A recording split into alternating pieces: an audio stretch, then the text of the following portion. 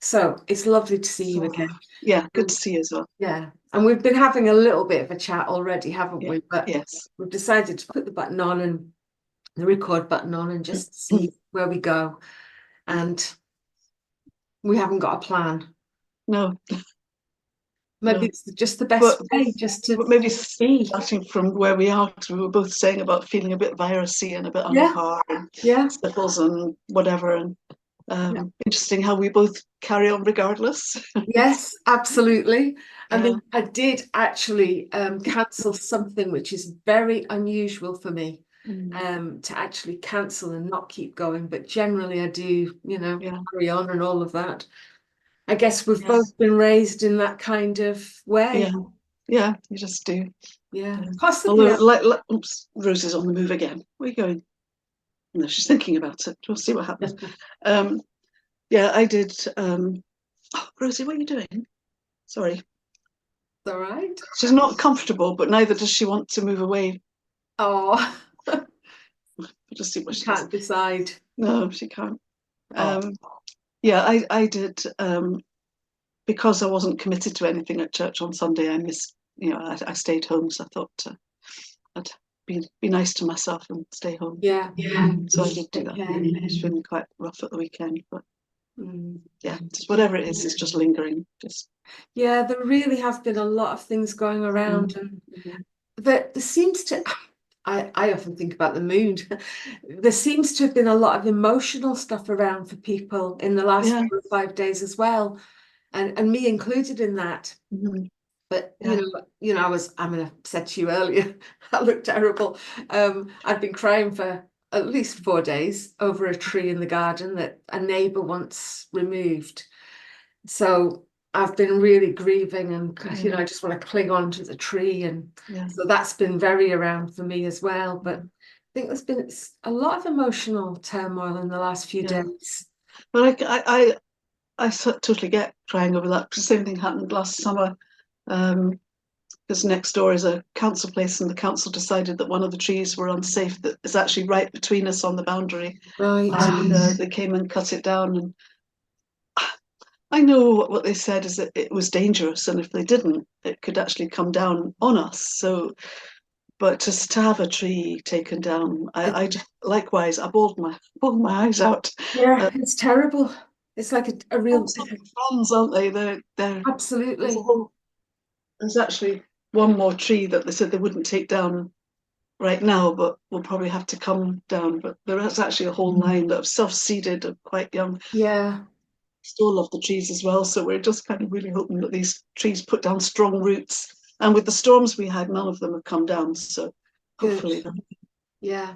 And I guess the council are worrying about, they don't want to be, it's like defensive practice. They don't want to be sued or yeah, something, and they might be doing it for that yeah, purpose. yeah. And there's quite a lot of children next door. You wouldn't want a tree coming down when the children are playing, or on the animals out in the garden. Yeah, but I hate I'm like that. If I see trees being cut down, I just It's yeah, devastating, isn't yeah, it? yeah, it really is. Yeah. Yeah. And this one self-seeded, all the trees seem to come to my garden.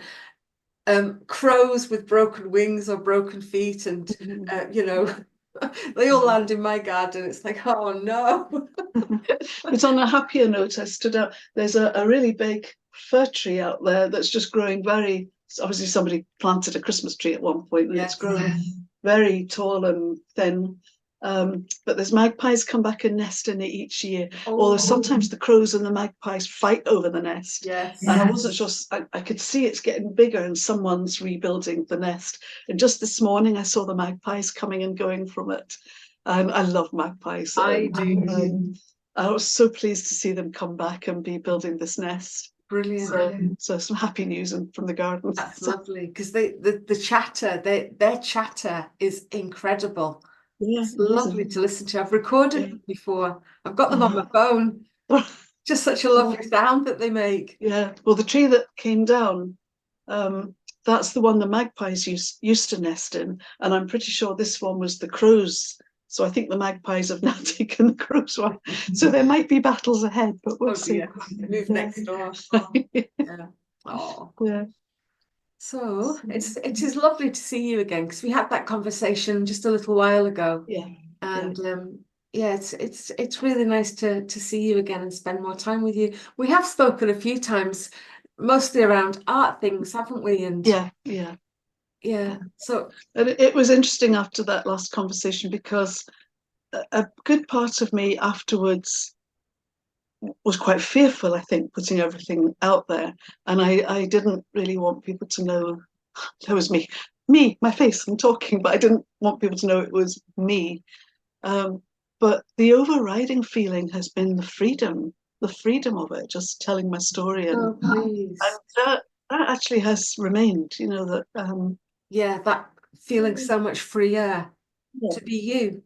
Yeah, and at the beginning it was a slight sort of think, oh, who might see it? You know, is there somebody I know who might see it? Like I Yes. mentioned somebody, and then I thought, actually, I hope they do see it. You know, I just, you know, That's because wonderful. this is me, you Yeah.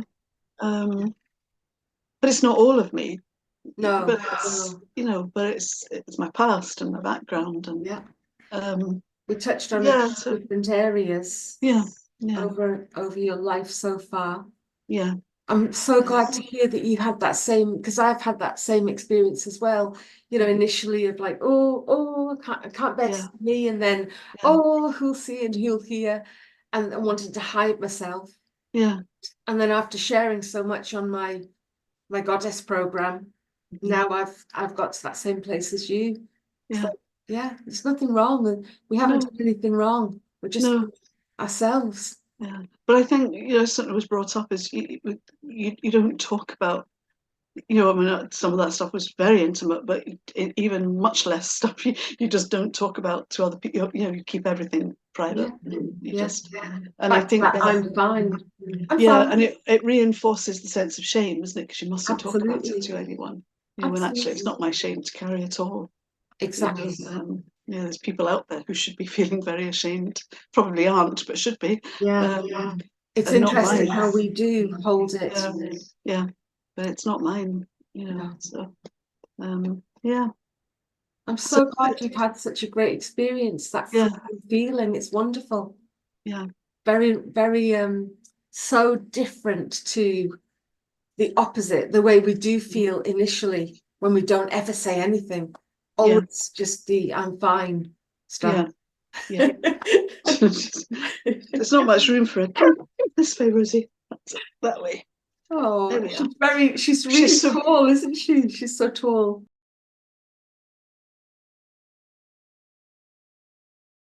She's just such a big girl, and she thinks she can fit into small spaces, and then finds that she can't.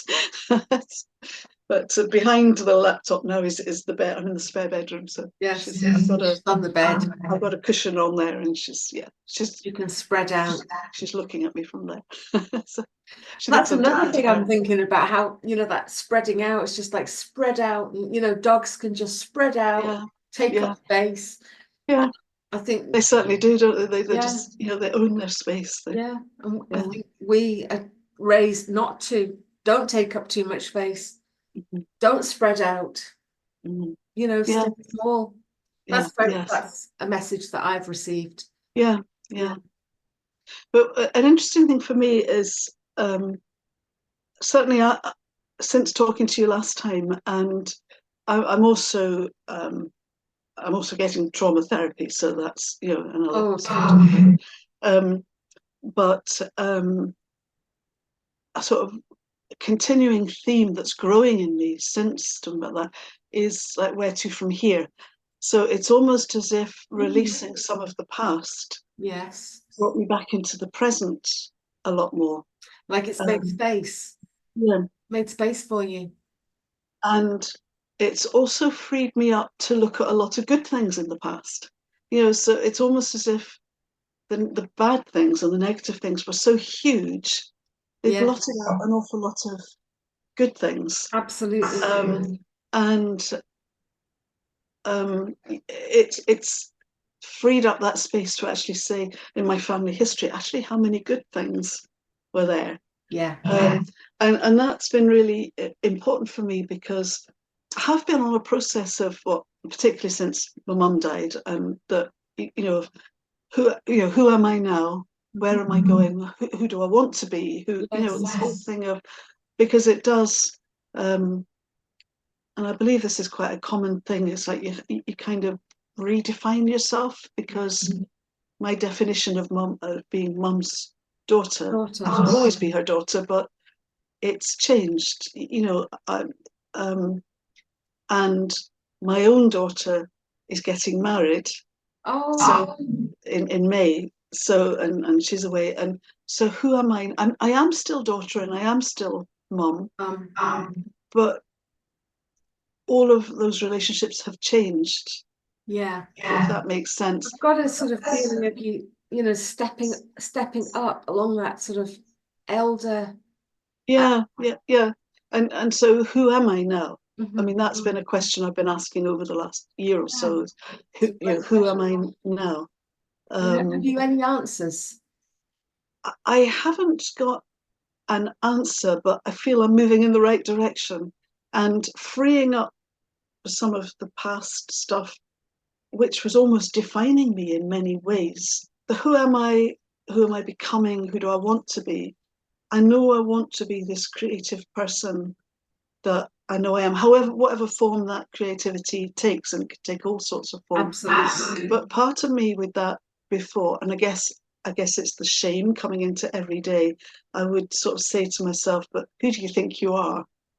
I want to make art, but who do you think you are? I want to do more with music. Who do you think you are? It's a really putting it down. But freeing up some of the negative stuff from the past has made me look back at my family history. And in my family history, I've got artists. There were 2 actors in the family, whole load of musicians. Wow. And in fact, even when I was growing up, Christmases were, it was all the men in my family, not the women, funnily enough, but that was the time, But they were all musicians, and one had a band. And so Christmases were all, it's band practice, it was all, so, and dance.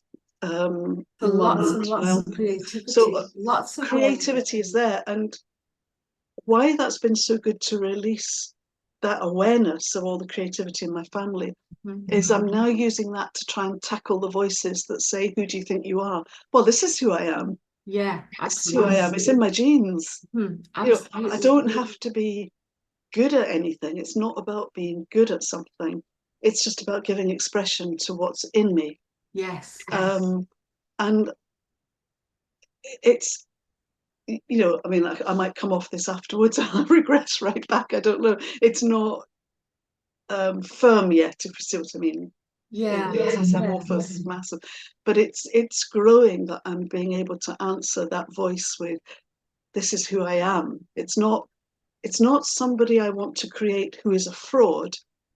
And fraud is a big word for me, because it's followed me through my life, that whatever I do, this little voice on my shoulder say, be a fraud. And actually, I'm being able to, certainly with wanting to live a more creative life, I've been able to answer that voice with saying, actually, I'm only, you might get away with calling me a fraud if I try and make out I'm really good at any of these things, but that's not what I'm saying. What I'm saying is, I want to open myself up to a more creative life and being more creative. Yeah. And I'm not a fraud at that, because just look at my family background, going back generations. All those actors, writers, singers. Yeah. And that feels very freeing, to be able to answer that with, well, hang on a minute. I'm just continuing, the family. Yeah, because it's in my genes. And I love that you've experienced that freeing up of, it feels like it, having shared what you shared and tackled what you tackled, that has moved slightly out of the way and made space for all this lovely positivity. I don't mean as in, that put a smile on your face and be happy. Yeah.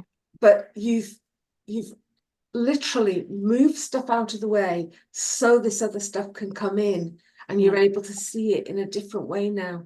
Yeah. You're really able to see so much more that wasn't visible, because it was blocked by Yeah, and it's the first time I've ever been able to answer that accusation of fraud, being a fraud, with any certainty, if you like. I've That's a good maybe, word, fraud.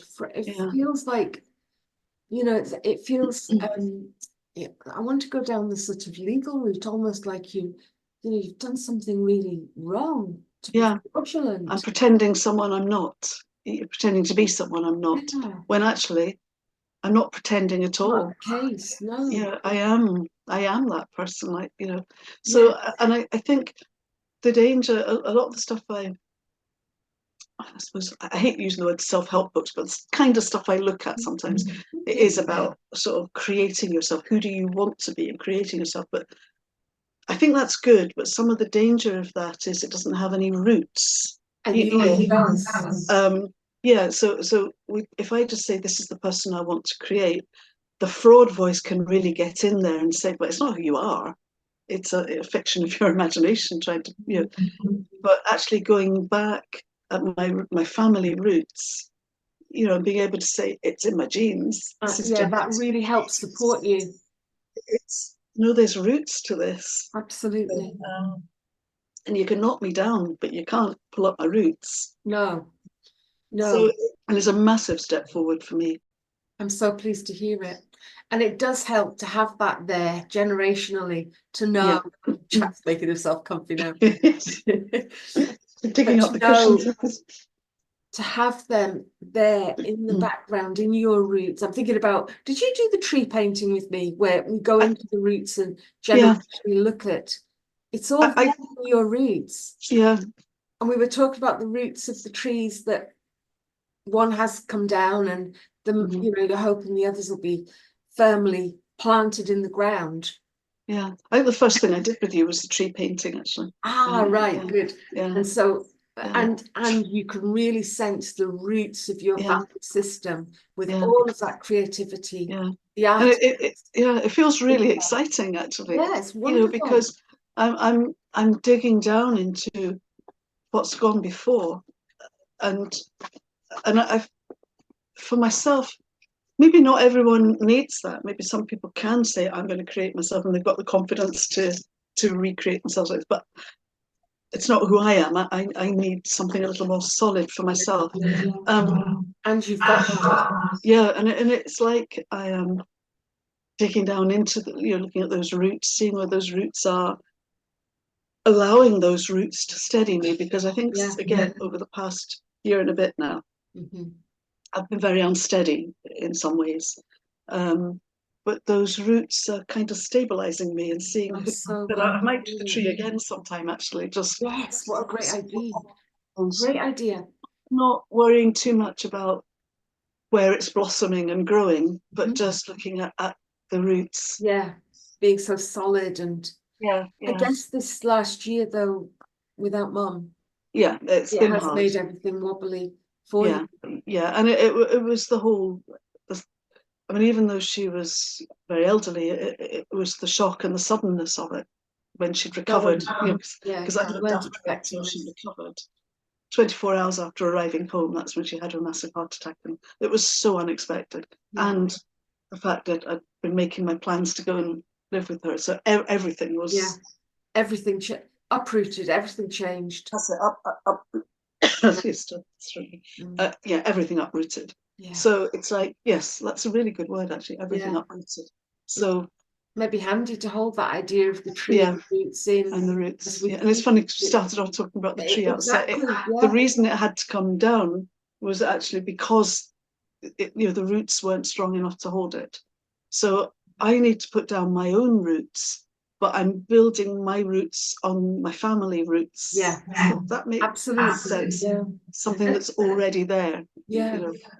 Might you do the tree thing again, I think I Jen? might actually now If you need having. any reminders, just let me know and I'll help you with that, Okay, because thank you. the back, we begin with that background, and in that background, I'm thinking about the generations before you who are very creative, who were, did you say there were writers, singers, they had a band, there was art? Yeah, I mean, very recent family were in the band, and my mum and my uncle were dance teachers.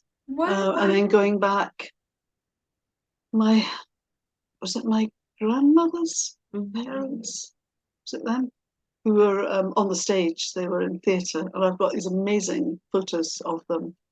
So yeah, so you could yeah, take photocopies yeah, of, because photos are precious, aren't they? But take photocopies of those photos, yeah, and they could be in the background roots, yeah, begin this process. yeah, So please let me know, and I'll, if you need yeah, pictures of reminders of it, yeah. Thank you. Yeah, no I think I'd really problem. like to do that to remind that. And of course, Mum was an artist, and Yeah. art is in the family. Yes. All three of my uncles were all draftsmen, and they had wanted to do art, but again, at the time, Yeah. the only way they could express their creative was in being draftsmen. Yes. It's and I'd never actually seen that as part of their creativity. But they were all musicians as well, Yes. So it don't actually have to go very far back in my family for all the creativity. It's just there. And I want to find my own. I don't, I don't want to do art just because Mum did art. I want to do art because I want to. But I've got keyboards that I can't play, and I want to learn to play them. Okay. That there are things I want to do, but they're for me. And I don't I think the other thing that I'm trying to get past is I don't have to be good at anything, because as soon as I tell myself, oh, but I've got to be good at it, then I come in with, oh, but I can't be good at, for whatever reason. I can't be good at it. I'm not good at it. Fraud comes in again. All of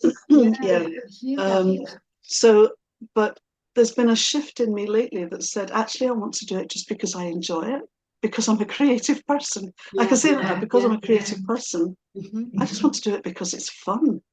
Fantastic. And So is that critical voice around when you say that? I just want to do it for fun. I think that critical voice doesn't have any argument against it being for fun. If it's for fun. If it's for fun. But if I start thinking I want to take it a bit more seriously, then the critical voice comes in, the inner critic really comes in. And so I'm just wondering, do you want to go closer to the critical voice for a bit, or do you want to leave that alone? What would you like? Because I'm thinking about this in a specific way, actually. I'm thinking about it in terms of a critical parent. Somewhere along the line, you've picked up something that says, you've got to be really good and be very expert, otherwise. I mean, I'd say my mum wasn't a critical parent. She was always very encouraging. But I think what she accidentally passed on to me was her own mother's criticism of her, because again, that generation, that mum at school, she missed a lot of schooling because war and all the rest of it. And she was evacuated, and when she came back, she was thrown into secondary school. And of course, they left school at 15. So she didn't have that much. But nonetheless, the school said that Mum would be art college material, and had told Mum that they'd recommended her for art college, because my grandmother was that generation's no. She needs to go out to work. She's 15 now. Yeah, you need to be earning money. You need to contribute to the family. You just need to be able to work. Get those silly thoughts out of your head. And the other thing Mum wanted to do is she actually passed an audition for a dance troupe, but she was under 21, and it was in London, for a theatre group in London. She was under 21, so she wasn't allowed. So Mum had to swallow down her creativity. But I mean, I haven't inherited anything on the dance stuff, but for her art and dance, she had to swallow it down and get on with it. Go to work, do a job she didn't particularly want to do. Mum went out of her way to encourage me. I think I heard between the lines that, yes, you can do this for fun, but you've still got to get a proper job. So she meant to change things. She tried her best to change things to encourage me. But she was just too much a product of her upbringing. And of course, my grandmother lived with my grandmother, Yes, so I had my grandmother's Puritans voice as well all the time. she was there. And I was very close to my grandmother. I loved her to bits. I remember. But it was generational and cultural thing as well. What was expected of. Okay, you could do these things to mess around with, but then get a proper job, so. It's like grandma just said it automatically. This is what we say to younger people, these, young women. If they've got these daft ideas in their head of wanting to be an artist, or we need to stop all that and make sure they know that this is what you have to do. This is the route to take. Yes. The routes again. This is a different route, isn't it? This is the route to take. And I remember nearly falling out quite badly with my mum and my gran, because I was after I'd had my daughter, I don't know how old she was still at primary school, and I was made redundant, and I got the chance to go to university, and I said, okay, I'm going to university. I got a place at university, and they're actually, you can't do this now. You've got a child. You've got to earn money. So you've got your flat that I had. Well, I was an adult then. I went. I went and did my degree. Yeah. So, good for you. Yeah. I was up in Scotland by then, and they were down south. So did that make it easier, having that sort of geographical? Yes.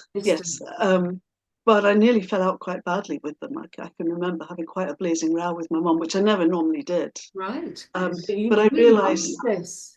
Yeah, I really wanted this, but I realised Mum was just repeating what she had grown up with. Yeah. Even into adulthood. Yes. You had that. There's something more. I'm thinking about, you had that capacity to see that grandma had really impacted Mum, and you weren't going to let Mum impact you in the same way. Yeah. It took me a while to see what was going on. And I remember, actually, I still remember we had this big argument about dreams, because she said, oh, you've always been a dreamer and you're just dreaming. Right. And I was able to say, yes, I am dreaming, but I'm going to make those dreams happen. Wow. And I'd always dreamed I'd be able to get to university. And you did. And I did. I did an honours degree. And the funny thing is that shook Mum up. And I think I was a bit unkind to her, and when you get cross and you say words, but I'd said something like, just because all your dreams have been squashed, don't squash mine. But actually, Mum said that afterwards, quite some time later, and we talked about it, that changed her, because she realised that actually that it was within her power. Okay, in her youth, all her dreams were squashed, but it was still within her power to make some of her dreams happen. And it was sometime after that one of her dreams was to live in the country, and she made it happen. She moved from London to Gloucestershire to make it happen, and joined the art group there. So that's fantastic. You really impacted your mum. Yeah, and it came out of that really blazing row we had. But sometimes that's what we need, though. The anger there, it's like a survival energy. It's there to help us solve our problems. But she saw that I'd made that dream to go to university. I'd made that happen. Yeah, and she can make her dreams. She can make hers happen. Yeah. Wow, that's fantastic. Phenomenal. Yes. Going back to sort of about that creating who we want to be. One of the things that I've been doing is, what kind of life do I want to lead? And as you know, I work for the church. It's voluntary work, but it's still kind of commitment. It's it's a lot of hard work, Jacqui.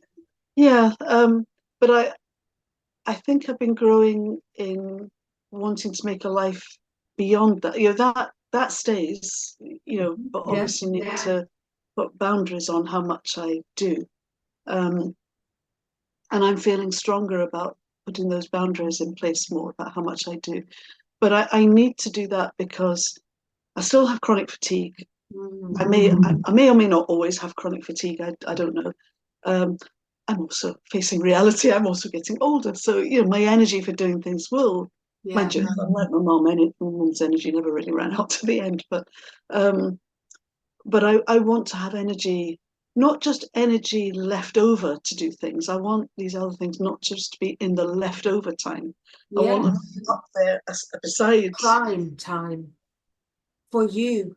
So I've been thinking about, well, what kind of life do I want to lead? Great question. So I sat myself thinking, I'd been chatting, oh, it's just a friend chatting, and she said to me, why don't you draw it? Why don't you just draw something in 10 minutes or whatever? Of, What a great she idea. doesn't use art at all, but she knows I do. Yeah. So I did this wee thing, and it's not good, but it was for fun. It wasn't good. Is that critical voice?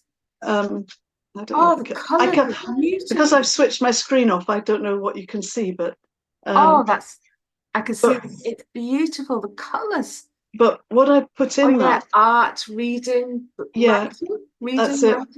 Cup of tea. I didn't feel a need to say faith and family because they underpin. They're they're non-negotiable things, but it was what other things. So there's a book. So I read a lot, and I like reading. Yeah, can I see it? It's beautiful. And I've been kind of rediscovering my love of poetry because I used to read poetry a lot. Yeah. And I've been sort of rediscovering that. The one again, I don't know what, because I've switched off my thing. I don't know what you can see. I can see it. That one's a journal. There's actually a pen there. Just lift it up a little tiny bit higher. That's it. Oh, that's. Do you know that could be the most beautiful greetings card? It's stunning. It's scrawled. It's scrawled. But Jacqui, it's beautiful. But of course, the dog. It has to be a dog there because there has to be dogs in there. There are music notes flying around, and through the window is it's countryside because I love being in countryside, and of course art. I noticed the art. But what made me laugh was the cup of tea, which takes such a kind of dominant position in it. And I thought, what is it about the cup? I mean, I know these things about myself: the reading, rediscovering poetry, the writing, countryside, the dogs, the art, music. So all those things. Yes. So what is it about this cup of tea? And I thought, actually, it's about simple. The cup of tea to me is less about socializing, although it can be. It's more about when you have a cup of tea, you sit down and you relax. And there's something about living a simple life, just sitting down and having a simple cup of tea and watching the birds out the window. Absolutely, and I thought that's really interesting, the position that the cup right at the front, very prominent. And so that all of this didn't tell me anything new about myself, but the cup of tea did. It really did. It really did. That's the simple things. The simple, and that's what I want. I want a simple, uncluttered life. Yes. And I want time to relax and enjoy the simple things. I don't want to be gulping down a cup of tea on my way out to the next thing I'm going to do. I heard there was going to be a tea shortage, perhaps, so I maybe ought to stock up on some teas. But that really said to me how important it is to me to have that relaxing time, just sitting and thinking, absolutely daydreaming out the window. And daydreaming. I'm thinking about dreaming. You helped your mum dream about leaving London and moving to the countryside, and you got your dream of, you made sure you got to university. And but the interesting thing was that thing about being a daydreamer. It was said as an accusation, as a criticism. Yes. But actually, I was able to say, because if you don't dream first, you don't do anything different. Things happen. Unless, sometimes things happen by accident, but you have to have the dream first. Yes. And I still remember kind of sitting that a bit taller and just going, actually, I am a daydreamer. And a lot of what I daydream will never happen, and maybe I just enjoy the daydream. But if you were to just let your dreams float through your mind right now, because you're thinking about what kind of life do I want to have? What sort of dreams float into awareness as do you want to go there or not? Well, really? I think especially the quiet life. I have been conscious lately that I still need people in my life, and perhaps living here where I am now, sometimes I live a little too quietly. Right. So I was thinking of what's her name? Oh, I've suddenly gone blank as to her name. Who wrote The Artist's Way? Oh, right, yeah, Julia Cameron. Julia Cameron, and she has about an artist's date. Yeah. And when I lived in Edinburgh, in the city, I used to faithfully, once a month, have an artist date with myself. But it was easy then because I lived right in the city. It's right on the doorstep. So much to choose from. Of the museum, just pick a bit of the museum and just go and sit, Yeah. or one of the free galleries, or just go for a coffee or whatever. It's not so easy out here. Right. And although I drive, I don't want to drive in the city. But No. I do have my bus pass. I have a bus pass. Yeah, great. So I was thinking of trying once a month, not to make it too formal, but doing the artist date thing. Yeah. Because it's not that I need to be formally interacting with people in meeting or whatever, but just to have people around me sometimes. And even if I go somewhere to a gallery or to the museum or whatever and sit and draw or sit and write, so I think one of the sort of daydreams I've got, which I would like to make happen, is to have that artist date with myself once a month. Brilliant. Just to I have struggled a bit with journaling because it's very self-reflective, but I'm not actually doing much to reflect on or write about other than what's out in front of me. If that What about inside? wrong with that, What but about I need inside something of to. yourself? Well, yeah, there is all that inside of me, but I think that needs to be fed sometimes. From I think outside. so. I think going and doing something like that would be about feeding. Yes. You know, absolutely. And giving me something fresh to reflect on, Yeah. and not just going down the rabbit hole of my own emotional state. Sometimes I need something a little more that I want to write about or journal. Sure. So I'm going to try and do that. And sounds good. I think although I still have the chronic fatigue, that put me off doing too much traveling by bus. But when I met my daughter in town a couple of weeks ago for the wedding dress try on. Actually, I managed the journey in and back on the bus, and the bus stop's a couple of doors down from me. So, great. And I managed the journey quite well. So I thought just once a month is enough. Yeah. So I thought I'm going to do that. But the thing really jumping out at me most is about living a simple life. So I think there's so much I want to do, but I've got a loud voice in my head saying, pick one or two. Because sometimes more than one or two. Well, yeah, I think for me, sometimes because I want to do everything, I want to do so many things at once. I then don't do any of them because it becomes overwhelming. Yes. So keep it simple.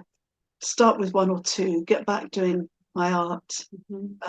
Sit at these keyboards, and I've signed up to an online course that I haven't actually started yet to get me going on the keyboards. Although I like just messing around myself, but it's fulfilling these different sides of myself.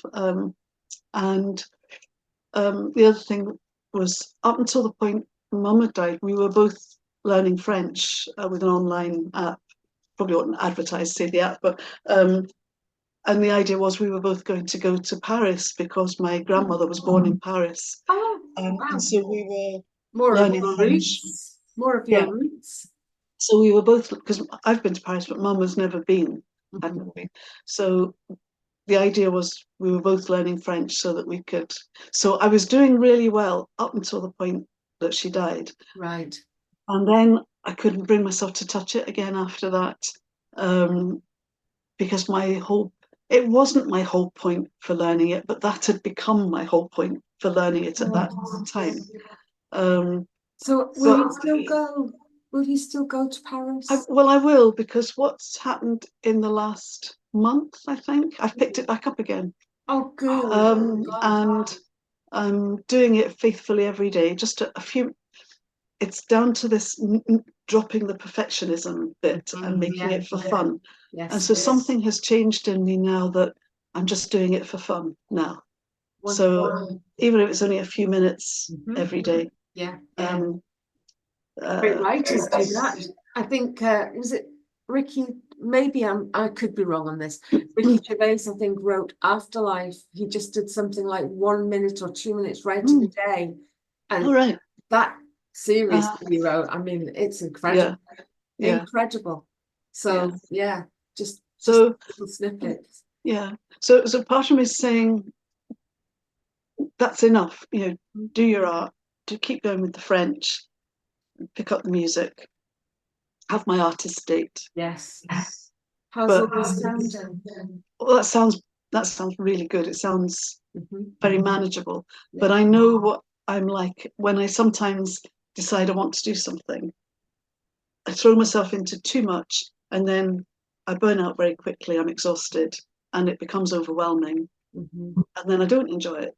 So yeah, I so feel you've got that tendency to really become utterly engrossed in a thing. Yeah. And then you get burnt out. Yeah. So and reading, I mean, I read a lot anyway, so we can keeping that going. So is that different, Jacqui? If you read a lot, does that burn you out? No. And so what does burn you out if you do a lot of a thing? What kind of thing? Anything that will take physical energy, I think. So what, like getting on the bus and going to Edinburgh, for example? Yeah, I mean that that's why I want, so aiming at the once a month, making a date with myself, because Julia Cameron thinks you put it in your diary, it becomes and that's what I want to start doing, because what happens with friends and family, as much as with church, you know, you do diaries, you check, and you know, if there's nothing written on that day, you get caught up with yet another meeting or something.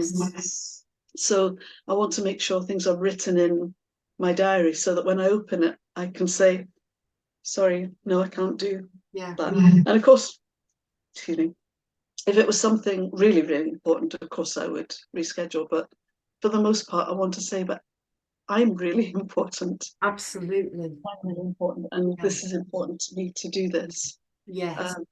So keep your date. Yeah. So even with things like sitting at the keyboards, even if I'm just messing around, you know. Could that exhaust you? Could that burn you out if you? Not just sitting messing around. I mean, I play the guitar. I haven't played it for a wee while now, but I play the guitar already. So that is quite therapeutic. I can just depending on the mood I'm in. You know, so I want I can enjoy that. But as soon as I make something I must do, that's when that starts becoming something more. And I'm just thinking about energy, Jacqui. I'm thinking about this could take you off down the wrong track, but something about using a mountain of energy for that thing. Like I think you said something like, I must. Were you going to say I must do it well? Or maybe you just. Well, I'm in danger of. I do have that perfectionist side of me. Yeah, so that says, if I'm going to do it, if you're going to do it properly. Isn't that the thing? I think I grew up with that was, if you're going to do it properly. And so, you know, if you're going to learn the keyboards, going to learn the piano, do it properly, learn properly. But I'm trying to stick with, no, this is just for fun. Yeah. You know, if I never play outside of the house, doesn't matter. Yeah. But I want for myself, I mean, one of my uncles, he was a brilliant pianist. He was completely self-taught. He just, you know, and he would run one song into another. And he's kind of my inspiration. I don't think I'll ever be as good as that, but he's still my inspiration. But fantastic. He didn't even have lessons. He just did it by ear, and he would lose himself in it. He would if you spoke to him while he was playing, he genuinely did not hear you. He would just be on another planet. And when I was young, I used to really annoy him at Christmases when we would go down to them, and you know, Uncle Jack, come to play the piano for me, and I would always ask him to, and I would just love watching him just lose himself completely in this. Well, I'm going for a tangent with that, but. Well, no, if you lost yourself in something though, Jacqui, is that okay to pick that up for a minute? If you lost yourself in something, because it sounds like you do have the capacity to do that. latch onto a new thing, it's very exciting and wonderful, and then you can sort of get lost in that, but it can burn you out. Yeah, it's a tricky one, because for a long time I couldn't do much at all. Even trying to do a wee bit of art would just be too much. I had to give up work through it, and I was virtually bedbound for a good year or so. You were really burnt out by the sounds of it. Yeah, I was. So it's amazing how quickly sometimes, if I'm balancing up my work and my daily walk with the dogs, which again feeds me because I'm in the countryside, but it's still the energy, it's the physical energy. Yeah, that's the draining part. It's the whole, the spoon theory. That it's quite a lot of spoons have already, it's like you're given 10 spoons a day or whatever. All right. And so, I might have to go to something, a service or a meeting or something with the church, and that could be sort of 3 or 4 spoons straight off. Oh, I see. A dog walk could be another couple of spoons. Right. So how many spoons are you left with? Yeah. And in the remaining time, I also have to do whatever I need to do to look after myself, to feed myself. Yeah. That could be another couple of spoons, and there's not many spoons left behind it. The energy using up this much. These units. So it's about time management, I guess. It's about, and I think that's what this whole simple, my pictures there, so I'm pointing over there, that whole simple living thing is about living simply enough just to enjoy my day, and having the time so that if today I felt like sitting at the keyboards and losing myself in it, it wouldn't drain me, because I've given myself, there's that spaciousness in my day. It's not about perfectionism, it's about fun. And giving myself that space in the day to do what I want to do for fun, rather than, I think what I started with is, rather than say, church and something else, these are what I have to do, and the dog walk I have to do, and everything else is squeezed in, so there's not much energy for it. It's that word I used was spaciousness, and I think that spoke to me as I said it, because that's giving myself spaciousness in my day. And I think that's kind of what that cup of tea represents, that sitting down, giving myself spaciousness in my day. If I want to just sit and daydream, I can sit and daydream. If I want to sit and look out the window at the birds, I could do that. Or I could sit at my keyboard and play with it. Or I can mess around with some art. These aren't energy spends. No. So you don't use a lot of spoons up doing that. No. Yeah. It feels really important. I've got something hanging around in me that I can't quite get hold of. And I burnt out too, Jacqui. So I've got my own experience of burnout, which, and I can think to myself, well, even just getting out of bed, getting to the loo and getting back to bed could deplete me completely. And I'd have to start building up some energy again from nothing. I don't know if that's been your experience when you definitely. And I have fibromyalgia, so the more tired I get, the more pain I get. So the pain is a good indicator of when I'm beginning to overdo things. And I get pain all over, but there's one very specific pain I get down my neck and into my shoulders. And when I get that, it's a really good sign that if I don't slow down, I'm going to physically crash. And I've got that right now. So, and you could end up in bed. End up in bed, So fair enough. Sure, that pain tells you. And I know my pain level on the whole will increase, and that is a warning sign in itself that I'm doing more than I should. But as soon as I get this, it's a very specific kind of pain in my neck.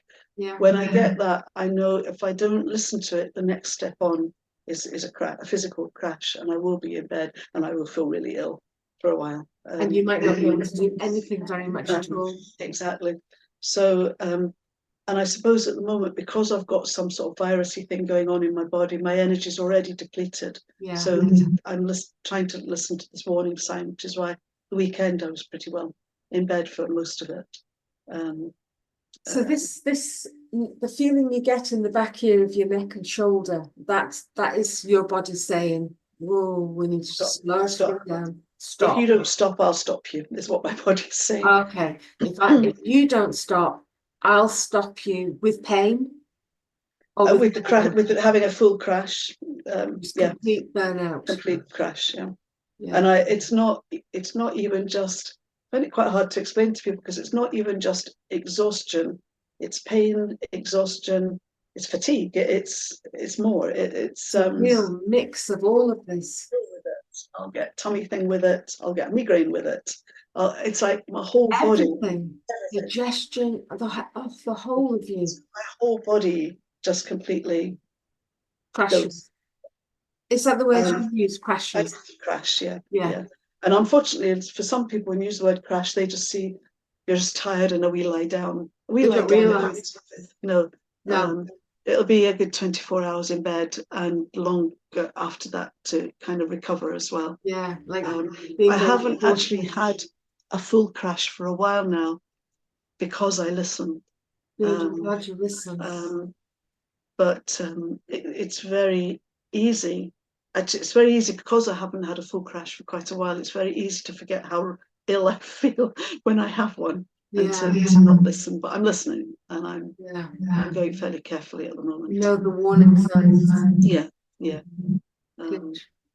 There's something, I don't know if this is me because I've been to that place as well, and I can still get to that very easily as well because I'm very energetic and I do a lot.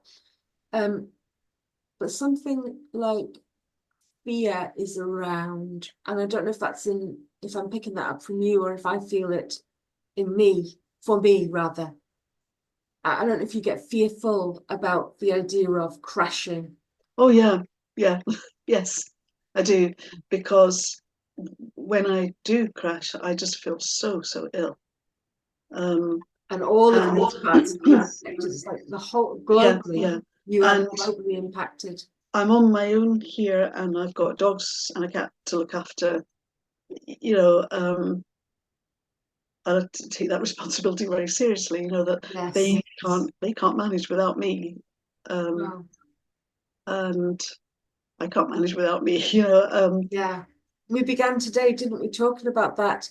We still show up, even though we're not quite right. Here we are. You know, we're both still showing up, doing this today. Yeah. And so that responsibility part of us is very important. Yeah, but with the dogs, with the animals, it's not just a sense of responsibility; it's reality. They've got to be let out. They've got to be fed. Yes. And they're very good because they're both that bit older. They didn't have walks over the weekend. They just had the garden, and they were all right with that because they're that bit older. Just out in the garden. But I could have sort of said, right, okay, no, I've got to take you for a proper walk. And that would have finished me off completely. That would have been too much. Yeah. And whereas the little one, he's easy to get somebody to take him for a walk. But Rosie, the big, I took her on because she's difficult. And at nearly 12, she's still a difficult dog to walk. She's not. And I actually don't know anyone, apart from my daughter, who doesn't have the time because she's working. I don't know anyone else who can walk her. So, so she needs me to be fit. And that's another thing that helps me look after her. That's pressure, though. It feels like pressure. Like I'm going to have to be okay for her. But I feel like that's actually quite good pressure because I've got to look after I suppose it's like having a small child. You've got to look after yourself for them. Yeah. Obviously, if I was really ill, I mean, when I got COVID, I didn't have Jack then, but I had Rosie. I had to get my daughter to come and take her away, because I couldn't move. So that, she would take her for me if I needed her. But on a day-to-day level, it feels a right thing that I have that motivation to look after myself. It would be lovely to say that I've got total motivation to look after myself for my own sake. But the reality is I don't. But I will look after myself for their sake. For them. Yeah. Because they need me. And it's nice to be needed as well. Of course. Sometimes Thinking that's about better. what, sorry to butt in No, there. no, it's okay. Sorry. No, No, go on. thinking I was about just what you repeating said myself about, anyway. no, I was just thinking about what you said about, you've got that motivation to look after yourself for them, for the dogs, the cat, but not for you. Well, not completely for me. It's growing. And that comes back to all the things I said I want to do. That's Yes. all. It's Yeah, not for them. It's all tied in for you. it's for me. So that is growing, but it is a struggle to want to do things just for me and to look after myself just for me.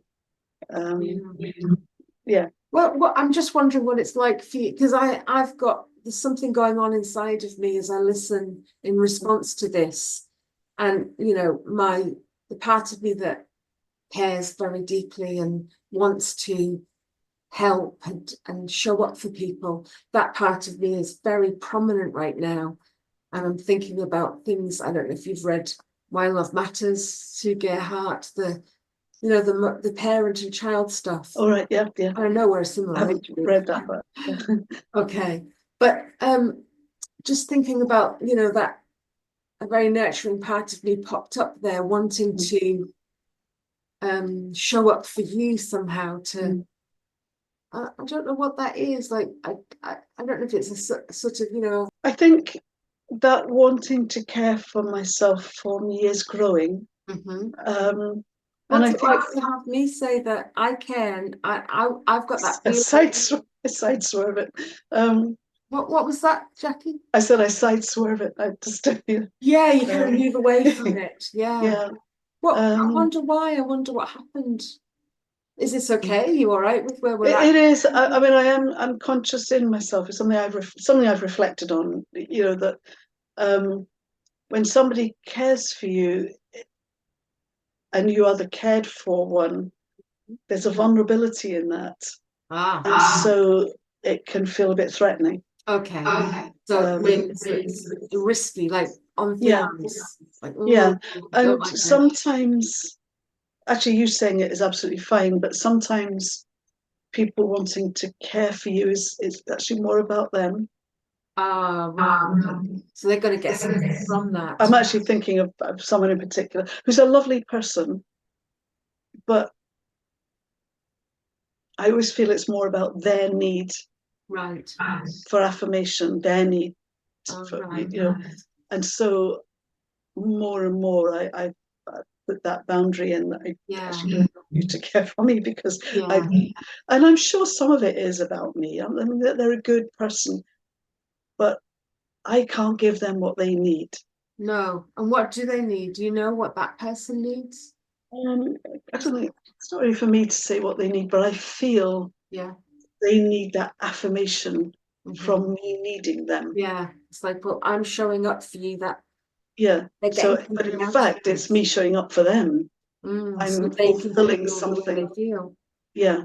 And I know that person has then, especially when I was more unwell, said to other people, "Oh, I've done this for Jacqui, I've done that," and not because of a boasting, not because I mean they are a lovely person, but it's their need for the affirmation. Yeah. And then other people think they're a good person. Yeah, and a very. I mean, I don't know that she got it at all. But last year, I actually, in a moment of taking no prisoners, I actually said to her that I wanted a friendship with her, but I wanted it to be a friendship of equals. Okay, very clear. Because I felt it wasn't. The friendship was based, for her anyway, on me being down here. Yeah, and she was nurturing you, but not nurturing you in a way that was she was just doing it. It was something about, this is how I'll be seen if I do this. Yes. Yeah. Something like that. And my health is a lot better than it was when I sort of the earlier days of knowing her. But she was often reminding me of, I've got to go carefully. I've got to be careful, and it's getting more and more, because that was the place she needed me to be in. So she was wanting you, she was saying you need to be careful, or she was Yes. saying she needs to be careful. No, that I need to be careful. So it was like she was constantly reminding me of the place I'd come from. Yeah. She couldn't cope. That dependency, some Yeah, sort of dependency been going. Yeah. Whereas she is a lovely person, and I do want to continue in a friendship with her. I've known her quite a long time. And we have things in common to share. But it's just, you want to equal. I want to equal. Yeah. There's nothing wrong with that. Not based on a dependency. Yeah. And I love that you got to that place where you just said that. You said what you wanted. I'm not sure that she understood it. So, yeah, but she's not a this dynamic, I guess. Yeah, she's not a self-reflective person. So I think she just didn't get that. And I didn't want to be cruel or unkind to her. But it's just me saying, and me, how did I get into all of that? I don't know how I got into all of that. No, I don't know either. I would have to. Oh, but you saying you care. Yeah. Oh, you yeah, saying you of care. course, yeah. So but that was different somehow when I said it.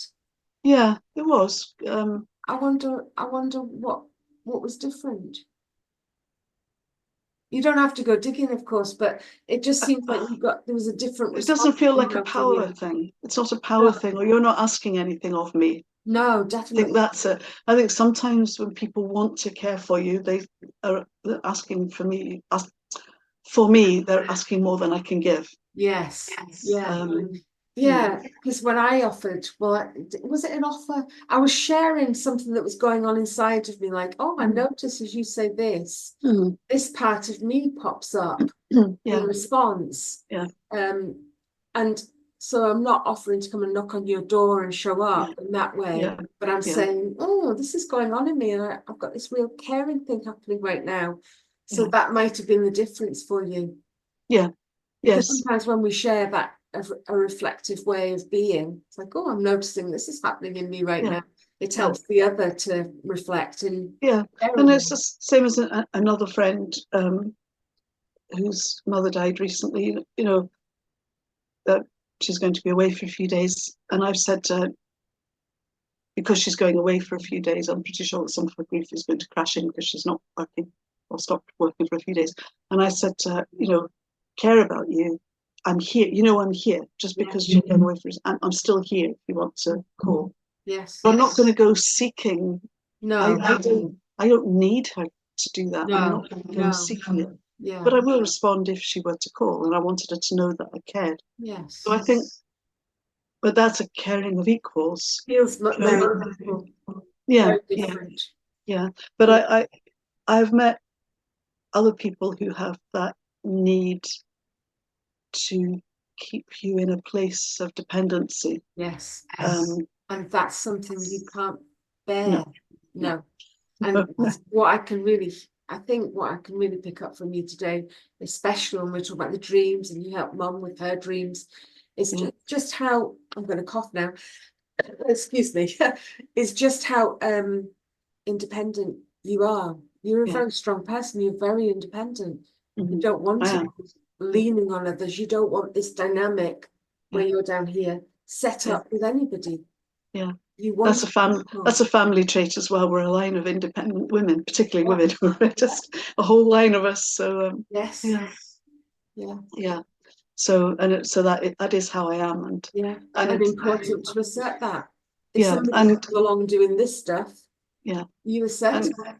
Yeah, and I will accept help with things like that. That is something I always struggled with, but more so, funnily enough, back in September when I broke my ankle and I was out of action, I had to accept a lot of help. And actually, I quite enjoyed it. But I think that's the first time I can ever say that I've enjoyed people kind of coming around with things and popping in to see me and things like that, and accepting the help, because actually I had to. You really had humility just to accept it, but none of that was anyone doing it out of their own need. Genuinely wanted to help out. Genuine offers of help to There's something about well, a broken ankle. I mean, it's very obvious, and you're going to have a plaster involved, and you literally can't move. No. And I'm thinking about something different about having a broken ankle with a bandage on it and hobbling around, possibly with crutches, and somebody who's saying you need to be very careful, be careful, and whatever that thing was that was going on with you and that person you mentioned earlier, that feels very different. Yeah, and I really do want to say she's a very loving, caring person. I hear that. But it's all contained. Can't get away in from those the three letters. No. Yeah. Yeah. Yeah. And hopefully, because I have got stronger in every way, really, hopefully she will realise this is not a threat to our friendship.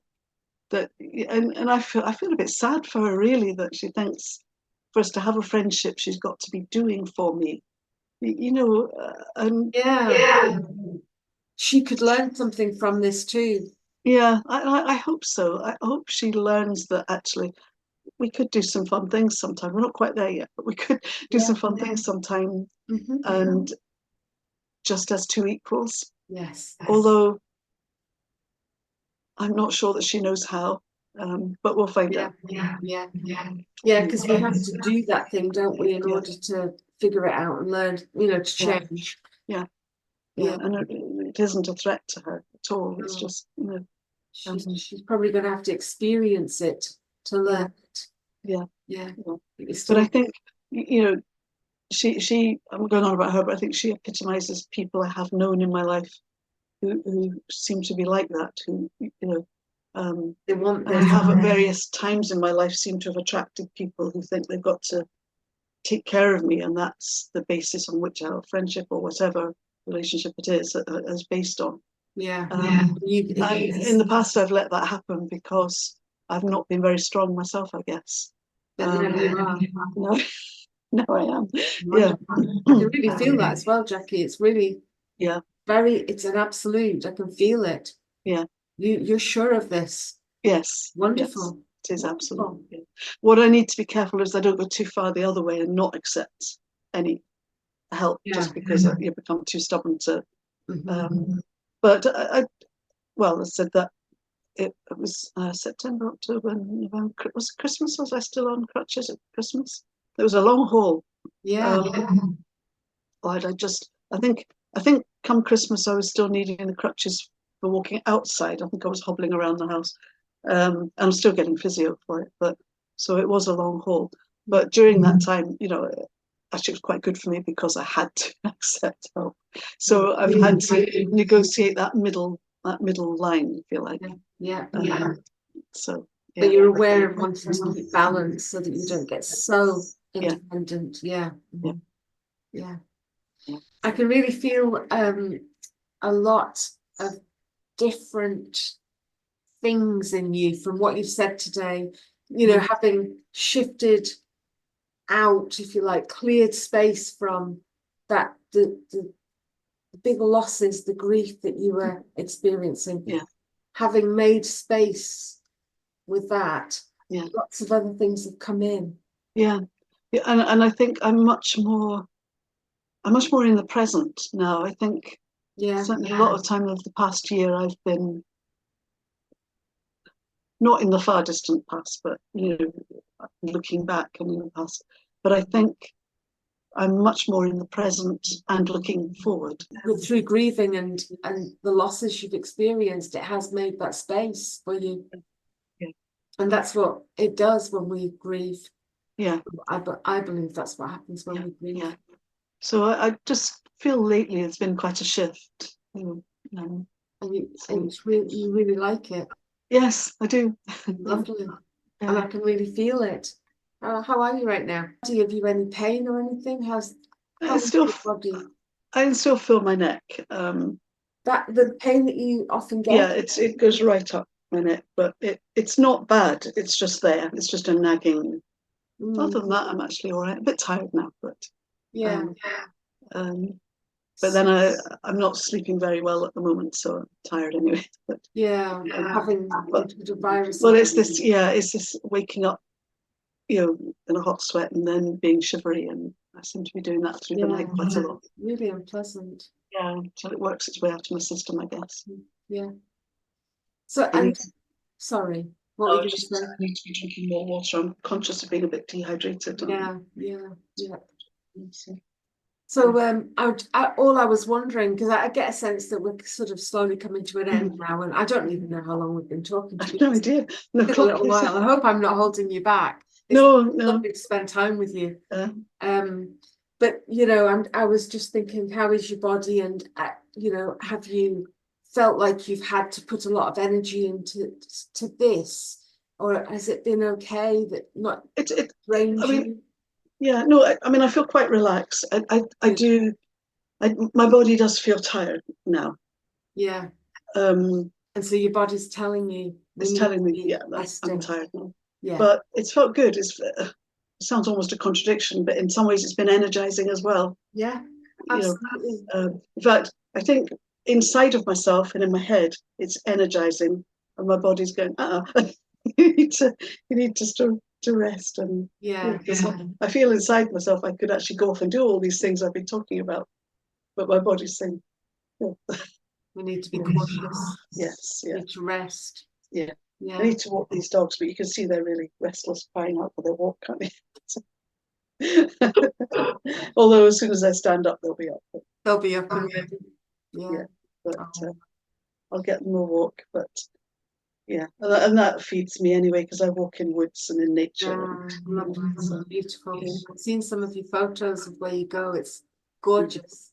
Yeah, I love it. Well. It's only a very small little woodland, but it means that the difficult one, Rosie, she can run to her heart's content. Oh, and unfortunately, this little one has to stay on a lead, because a long line, because he has no recall.